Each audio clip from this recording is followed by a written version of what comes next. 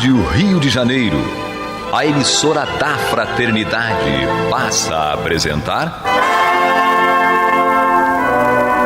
Luz na Penumbra, programa que leva ao seu coração a mensagem da doutrina espírita.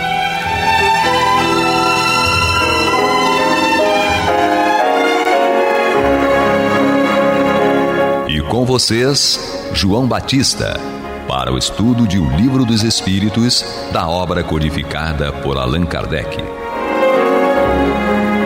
Papai do céu nos guarde, nos abençoe. Louvado seja nosso Senhor Jesus Cristo. E que possamos aproveitar bem o tempo, esta dádiva que a todos nós é dada de maneira igual, para caminhar com mais firmeza em direção à felicidade verdadeira que vai derivar, acima de tudo, de nosso aprimoramento moral. Hoje temos aqui conosco Angélica Lopes. Queridos ouvintes, é um prazer estar aqui dando sequência nesse estudo que é tão valioso, né, para nosso crescimento espiritual. E Guilhermina. Que o querido mestre continue sempre conosco, hoje e sempre. E hoje pode parecer estranho que nós estamos aqui assim muito sérios, mas é porque o tema de estudo é sério. Nós vamos dar sequência ao tema desgosto da vida, suicídio. Inclusive, vamos começar repetindo uma pergunta que nós estudamos na semana passada. A nossa Angélica vai fazer as respostas à pergunta 946, em que Kardec pergunta aos espíritos: e do suicida, cujo fim é escapar às misérias e às decepções deste mundo? Essa pergunta tem como adendo 956A, e diz assim: aqueles que levaram infeliz a este ato de desespero sofrerão as devidas consequências? Muito bem. Quando a gente trata de suicídio, realmente a gente tem que ter um cuidado muito grande, porque tem conhecimentos, tem assuntos que devem ser anexados, né, para a gente entender melhor esta situação. Quanto à questão de cometer o suicídio com o fim de escapar às misérias e às decepções deste mundo, os espíritos nos respondem o seguinte: pobres espíritos, que não tiveram a coragem de suportar as misérias da existência. Deus ajuda aos que sofrem, e não aos que não têm força nem coragem. As tribulações da vida são provas ou expiações. Felizes os que as suportam sem se queixar, porque serão recompensados. Mas ai daqueles que, na sua impiedade, esperam a salvação no que chamam acaso ou fortuna. O acaso ou a fortuna, para me servir da linguagem deles, podem, de fato, favorecê-los por um instante, mas para lhes fazer sentir mais tarde e de forma mais cruel o vazio dessas palavras. Então vamos entender o primeiro passo. O que acontece com as pessoas que tendem a fugir, né, de uma realidade através do suicídio? E os espíritos dizem: pobres espíritos. Por quê? Por que pobres? Porque faltam-lhes o entendimento do que vem a ser a vida. Nós já estamos na questão 946 do Livro dos Espíritos. E quem vem acompanhando os nossos estudos percebe que a nossa vida ela é regida por um código de leis né, cuja a organização foi feita para o equilíbrio das nossas ações, ou seja, você ter uma linha de orientação, uma linha de raciocínio e objetividade, né? E o objetivo principal é o crescimento espiritual e a busca da felicidade, da plenitude, da paz interior. Ok. Só que nós temos para este equilíbrio uma lei chamada causa e efeito, ação e reação. Então, para todo o nosso comportamento, para todas as nossas ações, existem as consequências, certo? Todos os nossos atos, nós somos responsáveis por eles, mas também somos responsáveis por suas consequências. Se hoje eu passo por experiências extremamente desagradáveis, extremamente dolorosas, e não consigo suportar, provavelmente estas provas, estas situações não chegaram a nós por acaso, nem por obra do Divino Espírito Santo, e sim como consequência de atos cometidos numa presente data ou numa data precedente. O que a falta de coragem, a falta de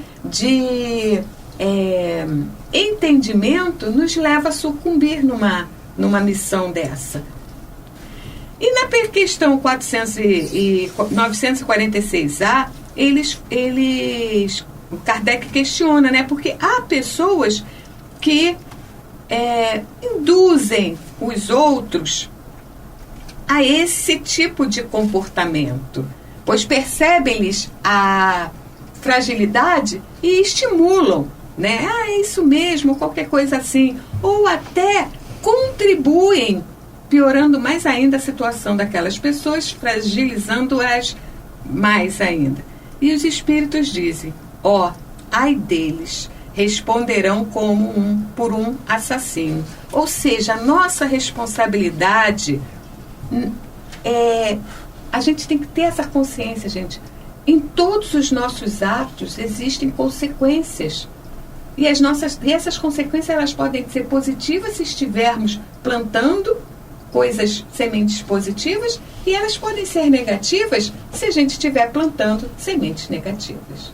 Bom, respondendo rapidinho as duas, eu teria muito interesse, só um comentário interessante desse segundo. Aqueles que levaram o infeliz ao ato de desespero, é evidente que assume a responsabilidade de forma plena, porque estavam conscientes do que estavam fazendo, porque estavam certos do que estavam fazendo, e assume o colher aquilo que plantou. Exatamente. Induzir alguém que está em desespero a cometer um ato. Então é como se estivesse com uma arma na mão. O homem que se vê a braços com as maiores necessidades e que se deixa morrer de desespero pode ser considerado suicida? E tem também o 948, que de uma certa maneira complementa. O suicídio que tem por fim escapar à vergonha de uma ação má é tão reprovável quanto o que tem por causa o desespero? E aí vamos para a Guilhermina com essas duas perguntas. A 947, que pergunta: aquele que se deixa morrer de desespero pode ser considerado suicida? Os espíritos respondem o seguinte: é um suicida, mas os que causaram o suicídio ou poderiam tê-lo impedido são mais culpados do que ele, a quem a indulgência espera. Entretanto, não penseis que o suicida seja totalmente absolvido, ou se lhe faltaram firmeza e perseverança, e se não usou de toda a sua inteligência para sair do atoleiro. Ai dele principalmente se o seu desespero nasce do orgulho. Refiro-me a esses homens em quem o orgulho paralisa os recursos da inteligência, que corariam de dever a existência ao trabalho de suas mãos e que preferem morrer de fome a renunciar ao que chamam sua posição social. Não haverá 100 vezes mais grandeza e dignidade em lutar contra a adversidade, em afrontar a crítica de um mundo fútil e egoísta, que só tem boa vontade para aqueles a quem nada falta e que vos vira as costas tão logo precisais dele, Sacrificar a vida à consideração desse mundo é uma estupidez, pois ele não levará em conta nada disso. Muito interessante, vamos por partes aqui. A primeira parte é muito interessante. Claro, aquele que se vê aos braços das necessidades e que deixa morrer de desespero é um suicida, claro. Mas aqueles que causaram, aqueles que poderiam, principalmente os que poderiam tê-lo evitado, que poderiam tê-lo ajudado, são mais culpados do que ele, a quem a indulgência espera. Agora, é interessante quando a gente fala que ai dele, principalmente se o desespero nasce do orgulho.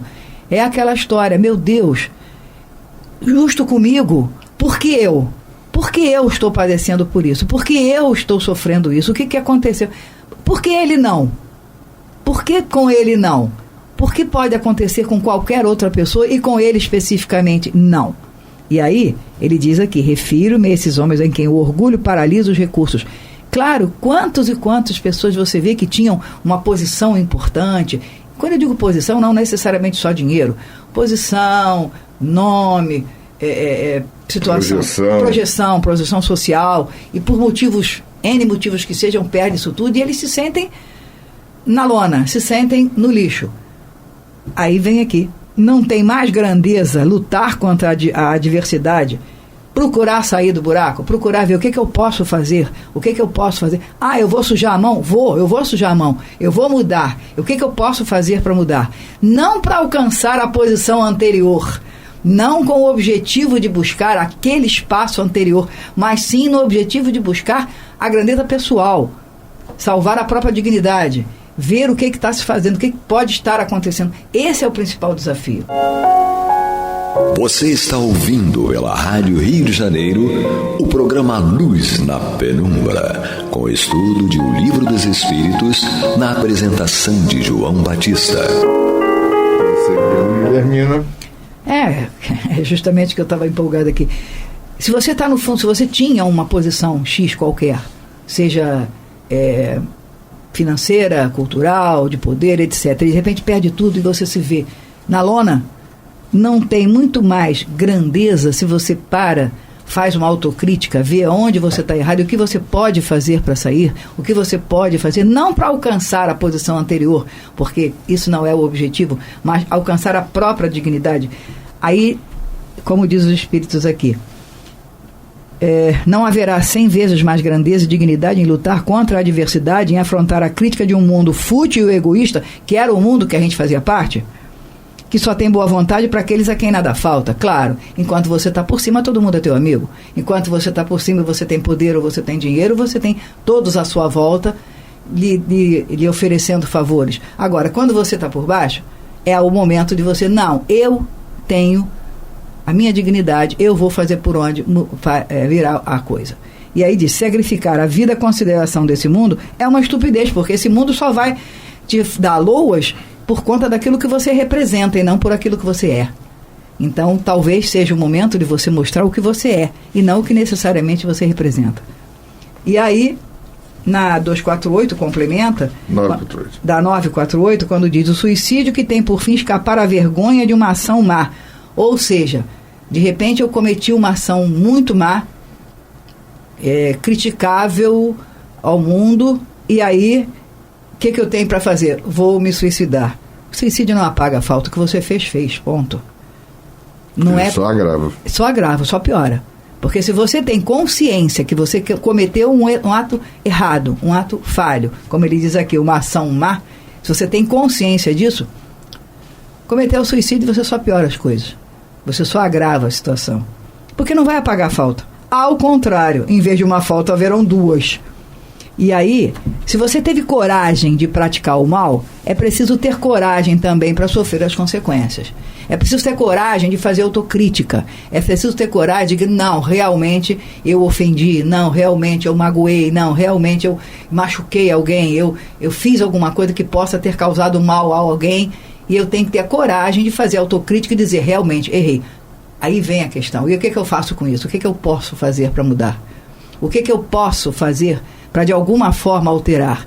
E se eu não posso fazer nada para alterar, se o meu ato foi tão absurdo, que nada que eu faça pode mudar as coisas, mas eu posso mudar a mim. Eu posso fazer.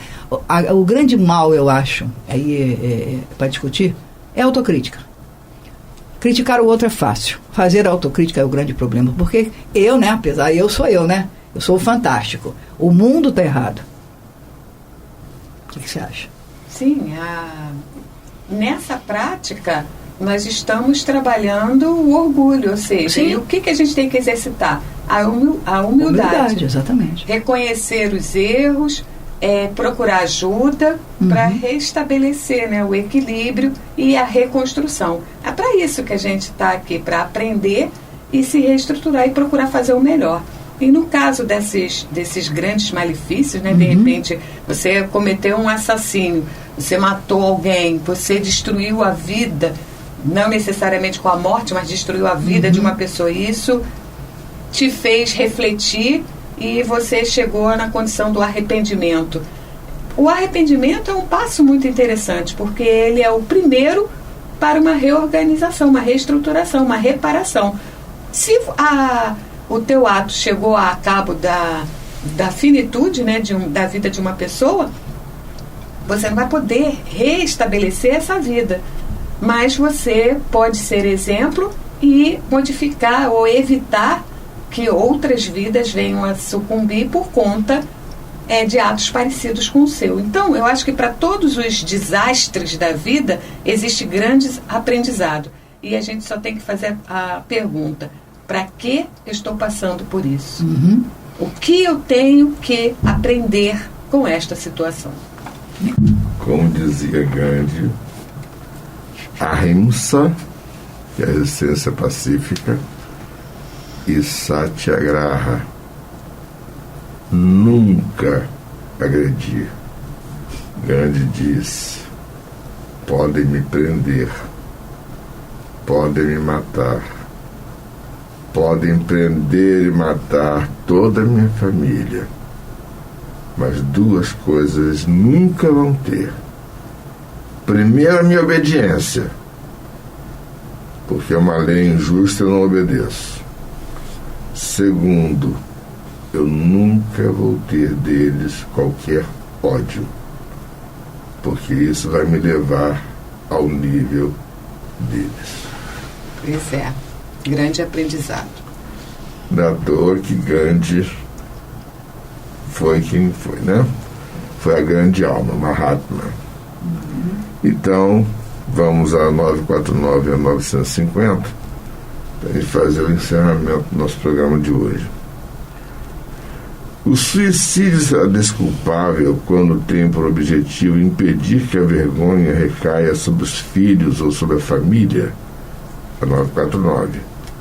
No 950, que pensar daquele que se mata na esperança de chegar mais depressa a uma vida melhor? Essas duas perguntas só para a nossa Angélica. Vamos a 949, né? Os espíritos respondem o seguinte: aquele que assim procede não age bem. Não age bem no sentido da pergunta, né? Que é se suicidar para impedir que a vergonha recaia sobre os filhos. Aquele que assim procede não age bem, embora acredite fazê-lo. Ou seja, ele acha que está certo, né? E Deus lhe levará em conta esse gesto, mas é uma expiação que o suicida se impõe a si mesmo. A intenção lhe atenua a falta, mas nem por isso deixa de haver a falta. Além disso, se abolirdes da vossa sociedade os abusos e os preconceitos, não mais tereis suicídios. Ou seja, os espíritos vêm nos dizer que, embora a sua intenção seja de reduzir os danos causados aos teus próximos, né? Ou seja, tua família e tal, você deveria ter evitado o erro e não cometido. Então agora é assumir com coragem, que aí você vai ser muito mais um exemplo, né, do que uma vergonha, certo? E Kardec complementa, que diz assim: aquele que tira sua própria vida para fugir à vergonha de uma ação má, prova que dá mais valor à estima dos homens do que a de Deus, visto que retorna à vida espiritual carregado de suas iniquidades, tendo-se privado dos meios de repará-la durante a vida na terra. Deus é muito menos inexorável do que os homens. Perdoa o arrependimento sincero e leva em conta o nosso esforço de reparação. O suicídio nada repara. Então a gente tem que observar que mesmo quando a gente comete um erro, esse erro, se a gente tentar consertar, é muito mais valioso aos olhos de Deus do que se a gente tenta se esconder debaixo do tapete, ou seja, se matando, né? Nada a ver. Com relação à questão 950, né, que pensar daquele que se mata na esperança de chegar a uma vida melhor, ou seja, gente, por ilusão, né? Vamos lá. O que os Espíritos nos diz? Outra loucura, que faça o bem e estará mais seguro de lá chegar, pois suicidando-se retarda a sua entrada no mundo melhor e ele mesmo pedirá para vir concluir a vida que interrompeu, movido por uma ideia falsa. Uma falta, não importa a sua natureza, jamais abre a quem quer que seja o santuário dos eleitos. Então vamos entender aqui, se estamos cometendo suicídio para acabar esta existência e voltar logo para o plano espiritual para ter uma vida boa, é falta de conhecimento, gente, pelo amor de Deus, isso é falta de conhecimento, é pura ilusão, entende? Eu acho que a gente tem que encarar com coragem a vida e fazer dela o melhor possível, porque ela está nas nossas mãos. Então nós temos o poder da mudança, certo? Recebemos a ajuda divina, mas quem tem o poder da mudança somos nós. Como eu disse, escorrer para debaixo da saia da mamãe não resolve problemas, certo? O que você acha? Eu queria fazer um comentário rapidinho, quem está em cima da hora, ainda a respeito da 949, quando diz que o suicídio seria desculpável quando o objetivo é impedir a vergonha. Ou seja, a criatura comete um ato que é público e sabe que a vergonha vai cair em cima dos filhos, etc, etc. Tem um detalhe interessante no último parágrafo. Se a gente, no dia que a gente abolir da nossa sociedade os abusos, os preconceitos, não vai ter mais suicídios. Ou seja, por que é vergonha? Por que o ato cometido vai alcançar a família, os filhos e tal? Porque aqueles cá fora estão sempre com o dedo pronto para apontar, estão sempre com o dedo pronto, não é só a consciência do que comete a falta, é a sociedade que ainda cobra, como se fôssemos todos anjos, que cobra o erro e a culpa de alguém. Ou seja, a sociedade vai também precisar melhorar para evitar os preconceitos, as cobranças, como se quem cobra, quem faz o expróbrio de uma família, fossem todos santinhos, que ninguém cometesse ato. Então a sociedade também vai precisar mudar em função disso. O ato de cada um diz respeito a cada um e não ao resto da sociedade. A sociedade, ela até é veículo, né? Facilitador. Sim, mas a gente faz parte da sociedade. Se a gente exatamente. Começar a cumprir a nossa parte, já facilita. Já modifica a já sociedade. Facilita. Então tá aí o nosso papel. Se queremos um mundo melhor, que essa mudança parta de nós mesmos. De nós mesmos, exatamente. Quem foi que falou isso? Quem foi? Diga aí, seu doutor João. E não é à toa que os grandes iluminados da humanidade receberam o que receberam pelo fato de terem amado muito. Né? Jesus recebeu a cruz, Martin Luther King um tiro no pescoço, por aí. Né? Gandhi 3 tiros na barriga, e a última palavra dele foi: "Oh Deus!" Ainda bem que ele se lembrou principalmente de Deus, porque ele sabia que ele estava entregando às mãos de Deus aquilo que é a sua vida física. Isso mesmo. Vamos fazer a nossa parte, vamos refletir e vamos considerar o seguinte: a vida física é aprendizado. Não vamos sair da escola. Vamos continuar esse estudo na próxima semana, lembrando sempre disso. Que a paz do céu nos guarde, nos abençoe.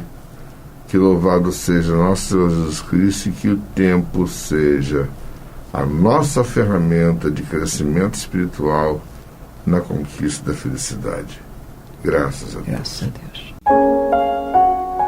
Você está ouvindo o programa Luz na Penumbra.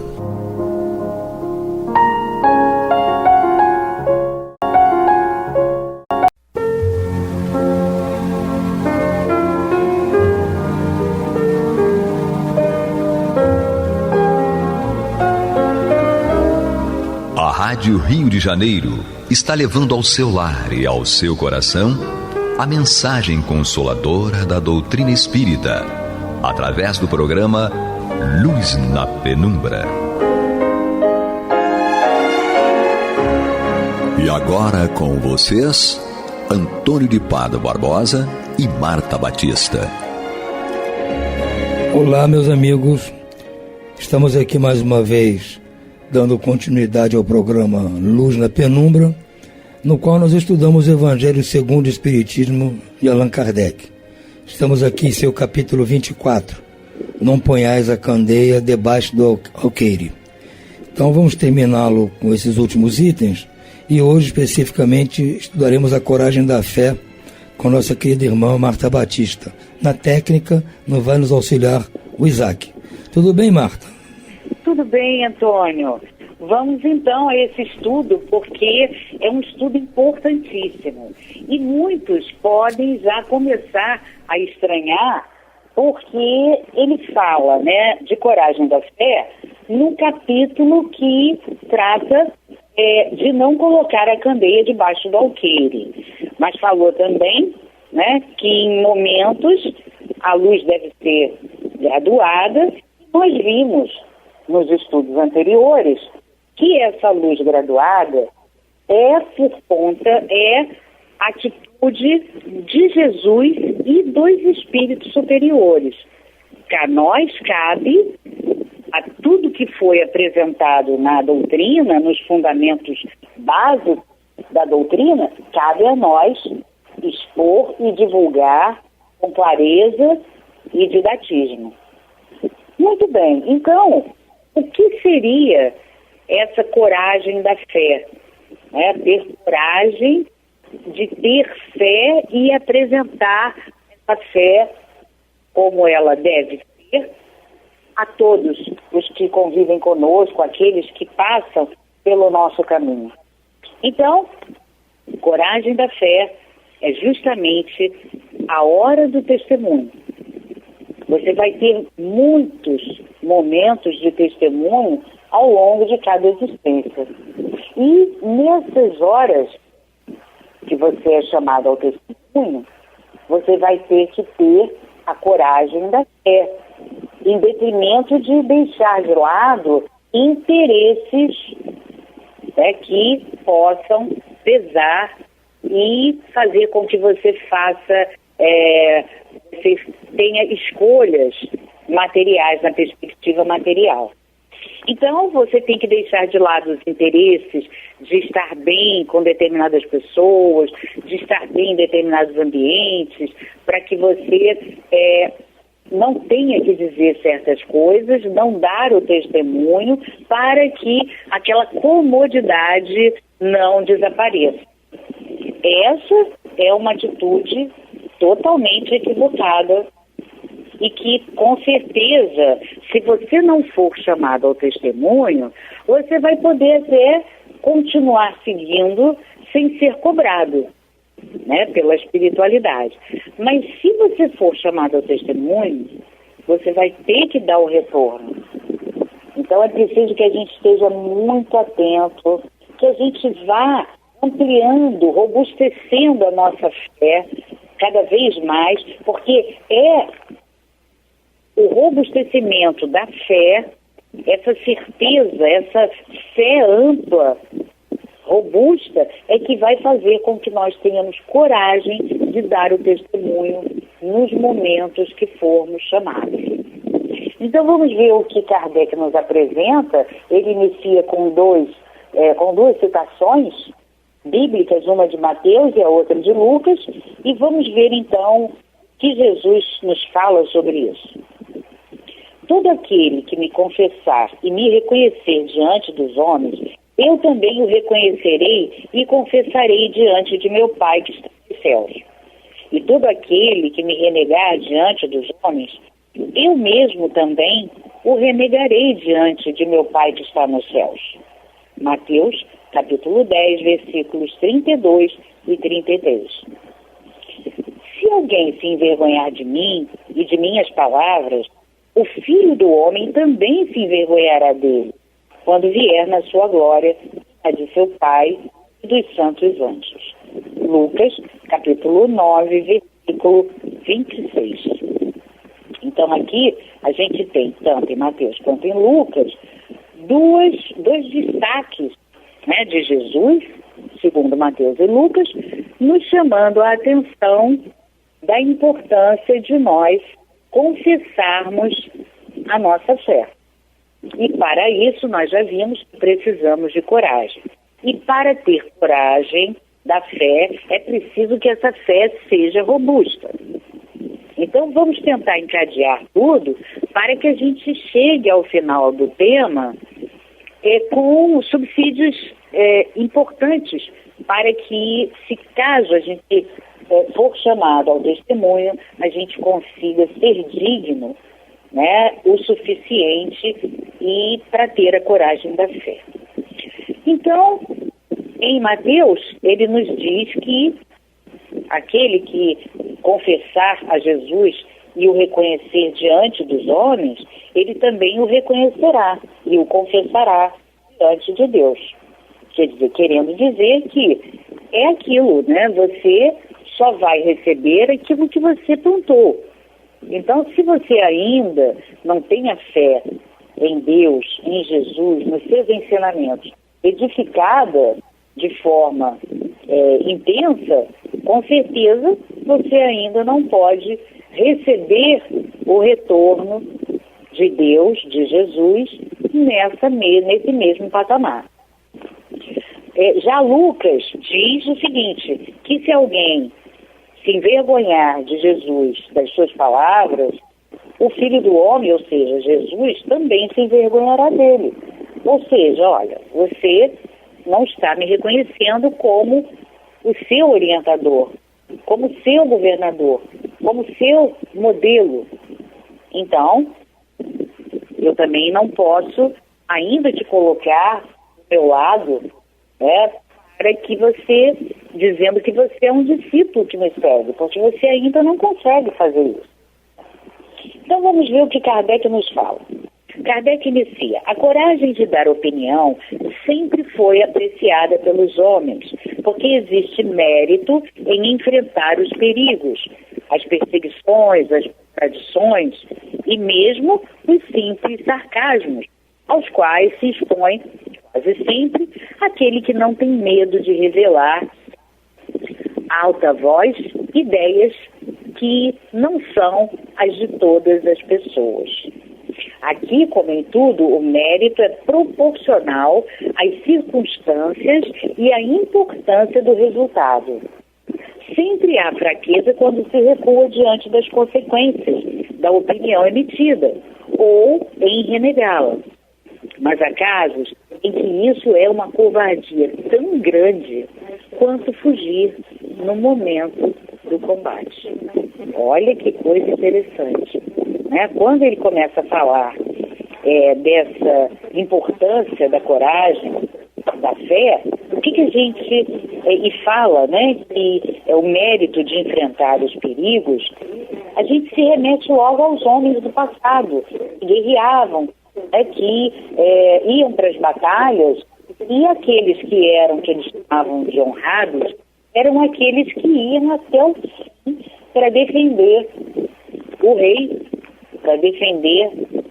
e todas as suas ideias. Então, é preciso que a gente lembre disso e tenha sempre em mente que é necessário você ter a coragem de emitir a tua opinião, claro, opinião baseada nos postulados os quais você acredita, os quais você confia, segue e usa como base da tua vida. Então, Então é necessário enfrentar perigos, ele nos diz aqui. Então não é coisa fácil, não é uma coisa simples. Você realmente vai ter que ter coragem. Então, se você, vamos trazer os exemplos para a realidade no movimento espírita. Se você precisa falar, seja numa palestra, num seminário, num curso que você vá ministrar, que você foi convidado a ministrar, se você tiver que falar algum postulado bastante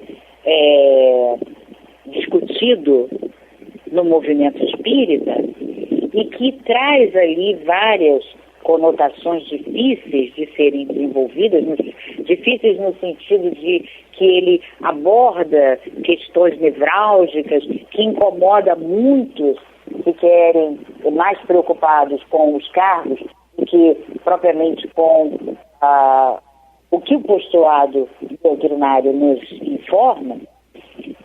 Essa pessoa vai ter que meditar, ou ela recusa o convite, eu vou recusar, esse tema aqui vai me demandar uma fidelidade doutrinária 100% para que eu realmente confesse a minha fé da forma digna, e eu então vou recusar, porque eu acho que eu não vou dar conta disso. Senão eu vou perder o cargo, vou perder as regalias que eu tenho, a autoridade, o poder, enfim, o comando. Então, tudo bem. Você recusa o testemunho. É claro que isso vai ter um ônus, não resta dúvida, mas é uma opção, né? Preferível recusar o convite do que você aceitar o convite e não confessar a sua fé. E aí, confessar a fé significa o quê? Fidelidade doutrinária. E aí Kardec sempre diz aqui, segue dizendo, sempre há fraqueza quando se recua diante das consequências da opinião emitida. Quer dizer, não é digno. Quando você recua, você não é digno.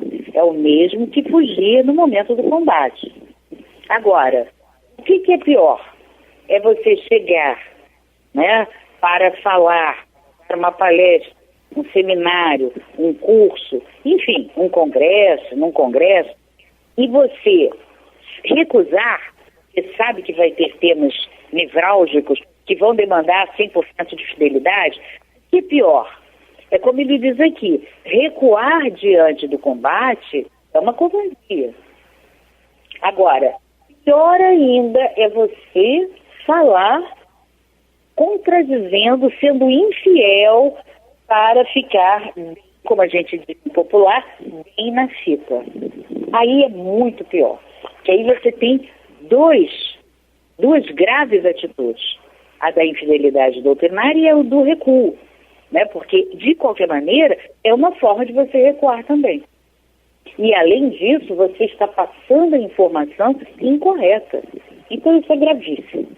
Ele segue dizendo, Jesus reprova energicamente essa covardia do ponto de vista especial da sua doutrina, dizendo que se alguém se envergonha das suas palavras, ele também se envergonhará dele, que renegará aquele que o tiver renegado, que reconhecerá diante de seu Pai, que está nos céus, aquele que o confessar diante dos homens. Em outras palavras, aqueles que tiveram medo de se confessarem discípulos da verdade, não são dignos de serem admitidos no reino da verdade. Não é verdade? Isso é algo justo, algo racional. Se você tem uma verdade para ser apresentada e defendida, você se nega a apresentar a verdade e ainda por cima apresenta uma inverdade, você não pode ser digno do reino da verdade. Então, é algo óbvio, é algo racional, lógico. Então, vocês vão vendo de forma gradativa, que Kardec vem apresentando aqui com os seus argumentos, a gravidade da questão. E ele segue dizendo, eles perderão o benefício da sua fé, porque é uma fé egoísta. Porque muitos vão dizer assim, nossa, mas eu dediquei a minha vida à doutrina espírita, eu ia ao centro de segunda a segunda, eu dava palestra, trabalhava na distribuição de cestas, trabalhava com o trabalho, eu fazia trabalho mediúnico, eu trabalhava com a educação dos espíritos ou evangelização, e começa a numerar tudo que fazia. Mas isso não é a coragem do ser. Isso não é uma fé robusta. É como ele diz aqui, é uma fé egoísta que guarda para si mesmo, que esconde as verdades com medo daquilo que ela possa lhes trazer de prejuízo neste mundo. Enquanto que aqueles que pondo a verdade acima de seus interesses materiais, a proclamam abertamente, trabalhando ao mesmo tempo pelo seu futuro e pelo dos outros. Então, o que a gente observa é grave. Não, mas olha, o que eu fiz? Não, eu tentei modular a verdade, porque eu acho que ela ia ser muito intensa e aquele público-alvo ali não ia entender. Bom, nós entendemos que, lá no início do capítulo, que graduar a luz da verdade cabe apenas a Jesus e aos espíritos superiores. Então, a nós cabe tudo que recebemos dos fundamentos da doutrina, através das suas 20 e poucas obras, cabe a nós apresentar, divulgar, desenvolver, aprofundar os estudos para que a gente apresente de forma cada vez mais correta, para que ela venha, aquela verdade, possa emergir dos postulados doutrinários e nós, cada um de nós, o que fala, o que ouve, todos nós como aprendizes, vamos então começar a remexer o fundo do nosso poço evolutivo para colocar as verdades, preenchendo as lacunas que até hoje nós construímos. Porque as lacunas foram construídas por nós, justamente por atitudes como essas, e outras, evidentemente. Mas cabe agora, com o advento do Consolador Prometido, da doutrina espírita, que veio retirar o véu e mostrar a verdade aos justos, cabe a nós divulgarmos da forma mais séria, mais correta, com a fé robusta, não tendo medo de apresentar a verdade. E Kardec finaliza dizendo: assim será os adeptos do Espiritismo, visto que a sua doutrina é o desenvolvimento e a aplicação da doutrina do Evangelho. É a eles também que se dirigem as palavras de Cristo. Eles semeiam na terra o que colherão na vida espiritual. Lá terão os frutos da sua coragem ou da sua fraqueza. E aí eu vou convidar a todos a ler, a estudar o livro Céu e Inferno, quando nos capítulos iniciais, quando ele trata do purgatório, do inferno, ele fala, Kardec fala, apresenta e descreve os espíritos que foram, como nós dizemos aqui no popular, nos tempos atuais, politicamente corretos. Aqueles que falaram aquilo que eles achavam que não ia incomodar, que não ia tirar deles o poder, não ia tirar deles o comando, que não ia tirar os interesses, mas não ia prejudicar os interesses materiais. Então Kardec descreve. Eu convido a todos estudarem o livro todo, mas sobretudo, como nós estamos falando desse capítulo, dessa questão específica, convido vocês a olharem, estudarem e lerem os capítulos que tratam do inferno e, sobretudo, daqueles que tratam do intermediário. Então, vocês vão ver que os espíritos ali padecem situações dificílimas. E nós, logicamente, vamos perceber como é grave, né? Porque muitos pensam que não, mas eu não estou fazendo nada de grave, nada de mal. Olha, às vezes aquilo ali é muito mais grave que matar. Segundo Kardec, não segundo a Marta, segundo Kardec. O que levou Pedro, que era o grande amigo de Jesus, ao fracasso de não testemunhar com coragem Jesus como sendo o seu mestre, né? Quem fala sobre isso também é Emmanuel em Caminho, Verdade e Vida. E temos um exemplo melhor ainda de testemunho da fé em a obra de Herculano Pires e Francisco Cândido Xavier, nosso querido Chico. A obra chamada Na Hora do Testemunho. Olha, companheiros, essa obra foi criada, escrita por Herculano e Chico Xavier para fazer um esquema de edição adulterada por um determinado órgão da imprensa, logicamente, né, que denominou um plano de completa e total revelação da codificação doutrinária de Kardec, como se a atualidade, se há alguma atualidade, algum ser humano capaz de revisar obras básicas, ou seja, claro que não, entendeu? E essa obra fala do que fizeram com o Chico Xavier, acusando o Chico de ter feito adulterações, que lógico ele não fez, que fizeram por ele. E aí Herculano veio em defesa dele com essa obra, Na Hora do Testemunho. Então, companheiros, que meditemos sobre isso, mergulhemos na obra do Céu Eterno e nessa obra, Na Hora do Testemunho, além do fracasso de Pedro em Caminho, Verdade e Vida. E meditemos sobre a importância da coragem da fé. Não é mesmo, Tony? Sim, Marta.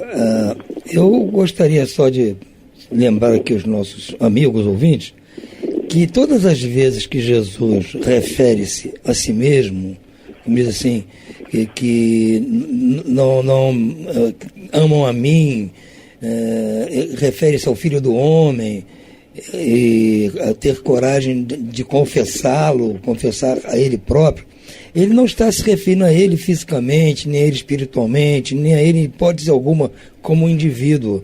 Ele está se referindo à doutrina que ele trouxe. Quando ele se refere ao Filho do Homem, quando ele se refere a essa confissão, é a doutrina, são os postulados que ele trouxe e que devem ser seguidos. Quando ele fala seguir a mim, aquele que seguir a mim, eu sou o caminho, está dizendo que o que ele trouxe para nós, estas verdades, são o caminho, não é ele pessoalmente. Compreende? Agora, naquela época era normal que ele falasse assim, mas nós temos que ter um entendimento de que não é uma coisa personalística. Jesus não era personalista, ele era o representante da doutrina de Deus na Terra. Então, quando ele faz essa referência, não é a si próprio. Todas as vezes, não é só nesse caso aqui, todas as vezes que ele faz referência a si, ele está se referindo ao que ele trouxe do Pai. Eu só queria lembrar isso para que a gente tenha facilidade de entender essas coisas trazidas por Jesus e não nos apeguemos a coisas pessoais, ou seja, usar uma camiseta com o nome de Jesus, dizer que ama Jesus, sair toda hora falando amém, e Jesus isso, o Cristo aquilo. Isso não é confessar diante dos outros. Confessar é honrar a doutrina que ele trouxe, cumprir exatamente o que ele trouxe. Essa é a confissão que ele espera de nós. Mas o nosso tempo já está encerrado, nós vamos ficando por aqui, desejando a todos muito boa noite e muita paz.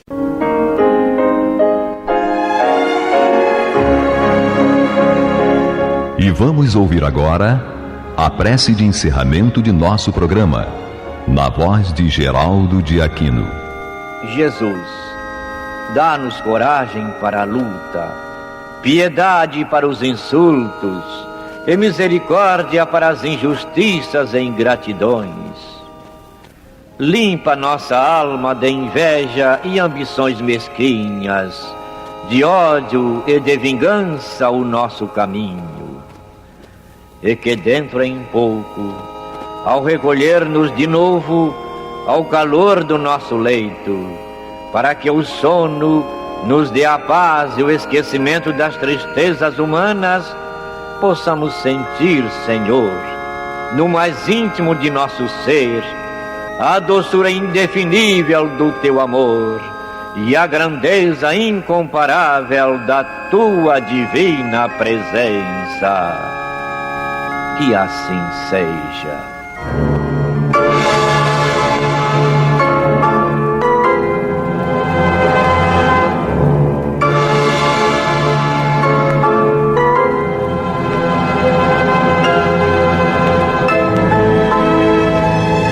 Acabamos de apresentar o programa Luz na Penumbra, que voltará a ser apresentado amanhã às 21 horas nesta emissora.